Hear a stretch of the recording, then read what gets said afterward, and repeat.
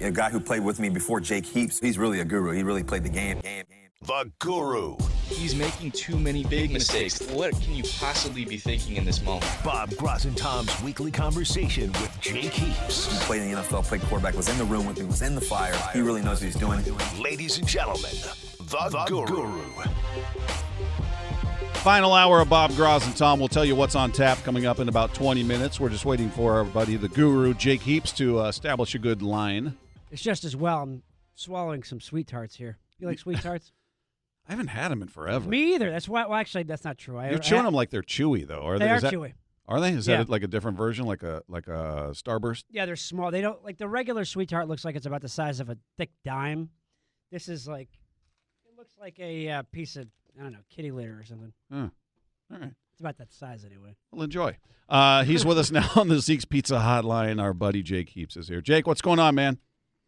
Hey, what's going on, guys? How you doing? We're good. We're good. A couple days removed from Sunday, so you start feeling a little bit better each day. But let's bring you back to that day where you and I sat next to each other that whole game, and I just peppered you with questions because that's what I do. But yeah, and I unfortunately embarrassed you by my behavior in the press box. Yeah, what are you doing up there, man? I want to apologize first off, Bob. I can be better. I promise. I can be better. It was I so just funny. don't understand how you guys do it. You watch the game. You showed zero emotion. Yeah. When there's so much going on. I mean, there was a Coke can that was crushed. Yep. There were just claps that I could not contain. I'm sorry. I embarrassed you and the rest of the 710 crew in the press box. I promise I'll be better next time. You crushed a Coke can? Yeah, he was holding one. That must have been pretty loud. Well, I don't know if it was loud, but it was the only thing that was containing some sort of outburst. This is So exuberance. I had to put it somewhere. Okay. Did you feel all eyes on you when you started clapping? I did, but more importantly, again, I disappointed you guys. Immediately, Bob chastised me. Like, I was sitting next to Bob, Stacy, and Lydia, and your eyes just immediately went right to me. All And Bob three was of like, us. Come on, man. All three of us look at him. I just was like, I'm sorry. This is just take it or leave it. All right, well, I can't contain this. Now's your chance to redeem yourself. It was endearing. It was very funny. Well, let's talk about the game now that you're a few days removed from it as well. Any different spin on it for you versus what you thought happened? What was happening that night? You went back, you watched it, you broke it down. Was something better than you thought? Worse than you thought? What's your takeaway now from that game?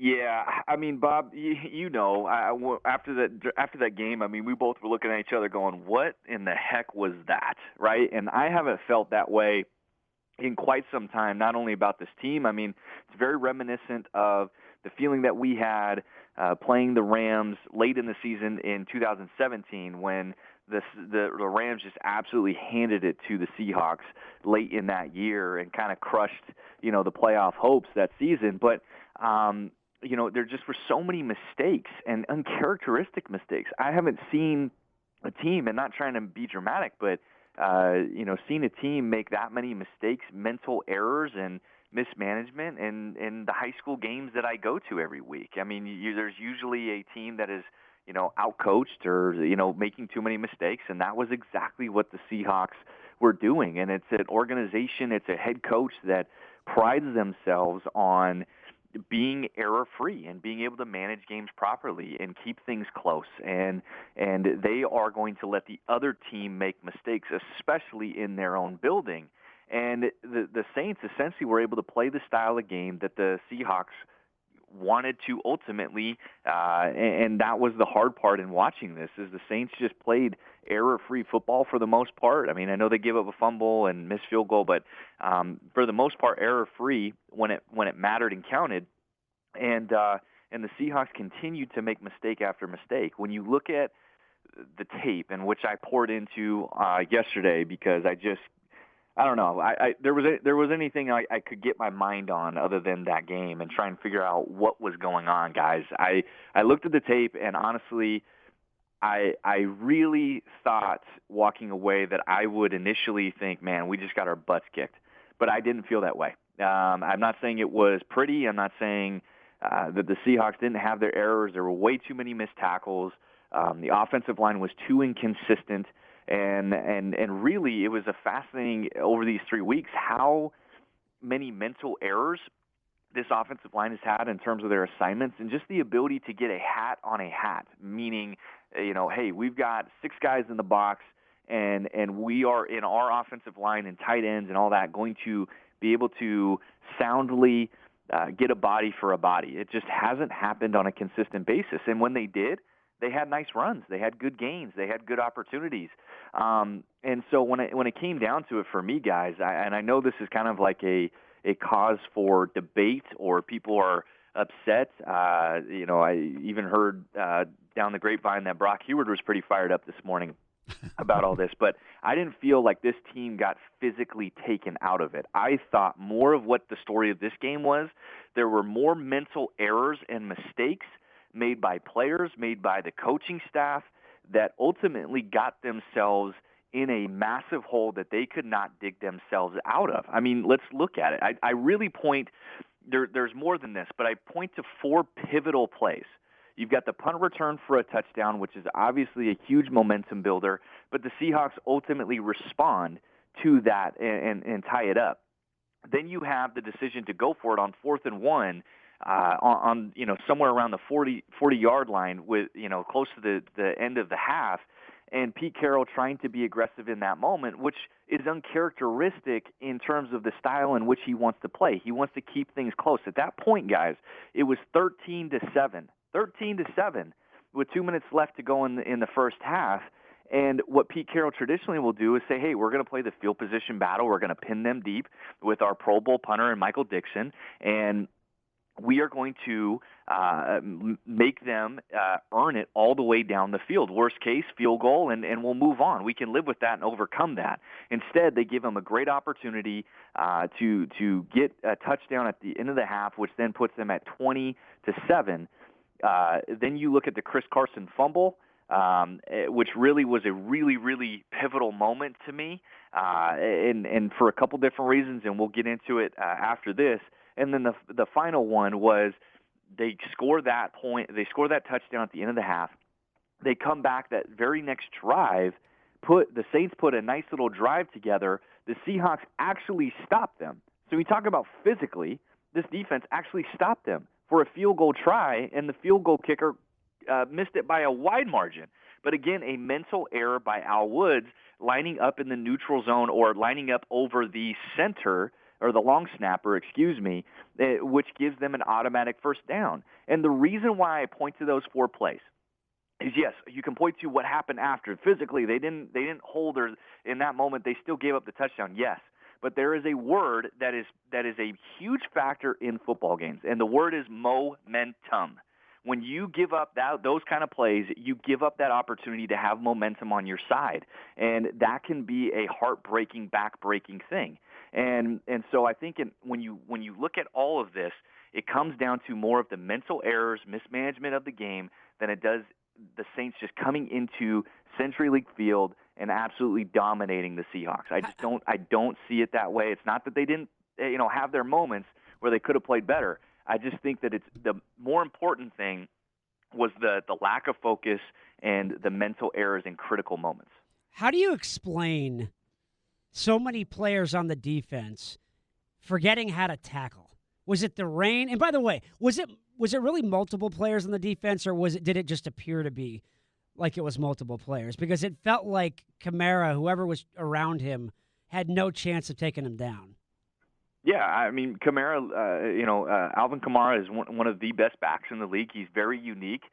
People look at him as kind of a scat back, which is completely wrong. He's very, very gifted in his ability to catch the ball in space and with screen passes, but he has unbelievable balance. And when you tackle Alvin Kamara, you better wrap up. And that to me was a lot of what I saw, just guys simply not wrapping up, going for the big hit instead of getting the sure tackle. And so Alvin, you have to tip your hat to Alvin Kamara in the performance that he had, but again, I look at the Seahawks and say made uncharacteristic mistakes. The 2 guys that stood out the most to me in that was Michael Kendricks and Bradley McDougald, unfortunately, in terms of missed tackles. And so that's something that's inexcusable, can't happen, and especially not in your building. But Alvin Kamara is a really good football player, and 20 missed tackles is not a good enough excuse for a good football player. Should never happen. Let me ask you about a debate that Tom and I had yesterday, and I heard Brock this morning talking about it, and it sounds like he's a little more in my camp on this, but that's the play of the offensive line. Now, we can look at the number of sacks and say, well, Russell wasn't sacked at all in this game, so that in a sense tells you the line did pretty good. Tom asked me for a grade yesterday. Initially, I said a D. Then I upped it to a C minus. I talked him up to a C minus. Talked me out of it. I was being a little harsh, so I upped it to a C minus. And acknowledging, yes, that's an improvement from the first two games where you could argue D minus. I thought they were really bad in the first two games, so it was better. Yeah. Still not good. And I still have no clue what is happening because they've only switched out one person from the line last year. But give me your grade for line play, and as it relates to the pass blocking and the fact that Russell wasn't sacked, do you look at that and say, well, they played pretty well? Yeah, it's an interesting spot to be in, guys, because this offensive line unfortunately has set the bar pretty low in terms of the standard, in these first 3 weeks. And I would be right there with you, Bob, in terms of a C minus grade.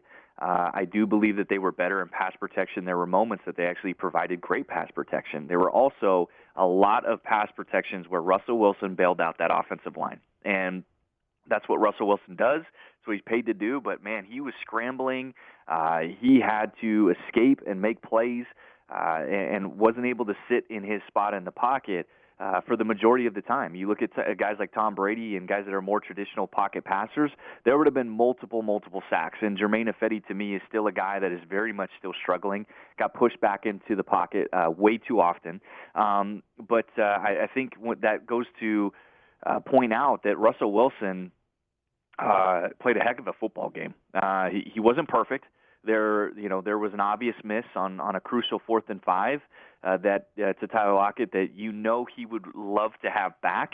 But outside of that, I mean, he's been the only constant in these 3 games, guys. I mean, truthfully, without Russell Wilson, these guys would be 0-3 right now. And I know it's easy. Well, of course, he's our franchise quarterback, but his play has been out of control, and he's been so efficient with the football. He's up when you look at in terms of where he ranks in the league right now. He is amongst the best in almost every category, and even more so when you've given this guy more attempts. The biggest thing is that he's taking care of the football, and he is second in the NFL right now in touchdown to interception ratio with 7 touchdowns, 0 interceptions, only behind Patrick Mahomes, who is just an anomaly right now, 10 touchdowns and 0 interceptions. So Russ is playing great football and giving these guys a chance to win no matter what the situation is. But going to that offensive line, I thought if you're going to grade these guys, there were surprisingly more times than not that I thought that they actually did an okay job in the run game, and there were too many times in critical situations, and I think this is the part where you have to be critical of this offensive line. And also very concerning moving forward is this offense is built around this offensive line. It's not built around Russell Wilson. The philosophy is around this offensive line for Pete Carroll and Brian Schottenheimer. And they've been forced to put the ball in Russell Wilson's hands more, and he's responded well to it. But when you have repeatedly 3rd and 1s, 4th and 1s, and you're not able to get it done with this offensive line, with Chris Carson, that is definite cause for concern. There's no doubt. Now, I go back to the momentum thing. The drive where their first score, Russell Wilson, he scrambles out of the pocket. He finds Tyler Lockett for a 32-yard gain. The next play, Chris Carson gets a handoff and takes off for 12 yards. 2 plays later, they score a touchdown. That is one of the few times that the Saints defense was actually put on their heels, that you could see they were in a bad spot. And so it's really hard I'm not giving the Seahawks any pass whatsoever. This just goes to further my point, is when you talk about momentum, when you talk about, point swings and point differential, this team never had an opportunity, a true opportunity to play their style of game because of the mental errors and the fact that they were behind so quickly. You look at that Chris Carson fumble, those types of plays, he bursts out for a 20-something yard gain. If he holds onto that ball, who knows what happens next? Maybe that was the play to get the momentum going. Maybe the next play the Seahawks get to their play-action pass game. I think those are the things that, are the unquestions that are so frustrating when you look at this game. Jake, I need you to slow down because, first of all, we've got somebody listening to the show right now, okay? Who you may know, but he's hitting us on Twitter. I think he's hitting you too. And he's got some pretty good reason. Our friend Ray Roberts, who comes on maybe about every, 4 or 6 weeks or so, at Big Ray Roberts, by the way, on Twitter, at Big Ray Roberts. He is not a proponent of the concept of momentum at all. He's come on here many times. He's fervently disagreed with the idea that there's momentum with respect to game flow. In fact, he said that on Twitter to us. And he's mad at you and me, Bob, because we're talking to Jake Heaps, a quarterback, about offensive line play. We're not supposed to bring that up? No, we're not supposed to bring that up. We can only talk to Ray. So we'll have Ray on hopefully very soon about that.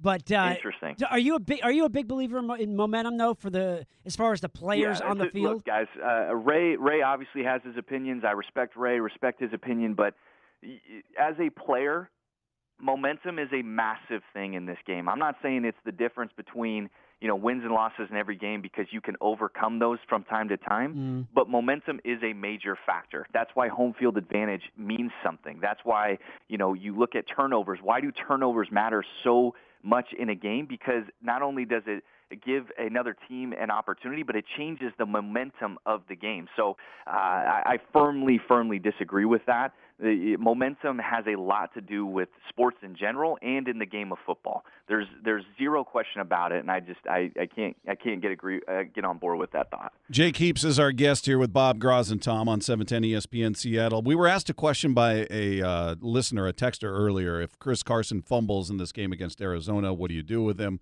I said you got to bench him immediately. I mean, he got benched in the last game. He did make his way back out on the field, but we saw Procise come into the game after that. But if you were talking about fumbling for the 4th consecutive game, if you're Pete, and Pete's a guy who gives everybody chances, and he's not going to throw out the one more and you're done. He's not that kind of guy. But yeah, what? Let's just play the hypothetical. He fumbles. It hurts him. What happens?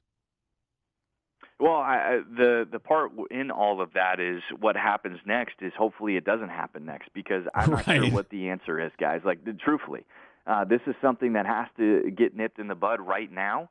And I know for this team, here's the reality: is you can say whatever you want about you got to bench him, you got to do this and that. And I'm right there with you. I think it was the right move to not let Chris Carson play for the majority of the second half and have C.J. Procise out there. But the reality is that if this team is going to go to the playoffs, if this team is going to go to the Super Bowl, or even have a chance of it, they have to have Chris Carson running the football. They have to.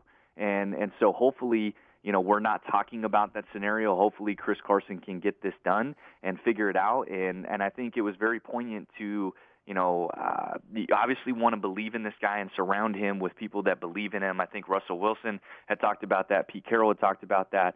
And Stacey Ross had interviewed Chris Carson after the game last week and talked about that very issue. And Chris kind of shrugged it off a little bit. Not to say that it's not a big deal, but just that, hey, this isn't part of who I am.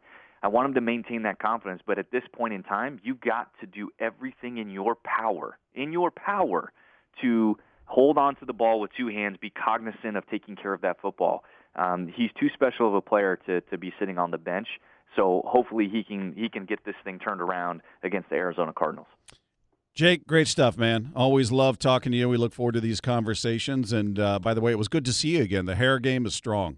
Hey, appreciate it, man. Thank you. Thank you. I appreciate you guys, and, hopefully I didn't make anybody else mad about, No. I just feel you're fine. I feel strongly in these opinions, and I think that this Seahawks team, if they're going to move forward, they have to get some of these mental errors corrected, both on the offensive line and also, with managing the game. And I think these guys are going to be just fine. Hopefully they turn things around this week. Good stuff, Jake. We'll talk soon, man. Okay, thank you.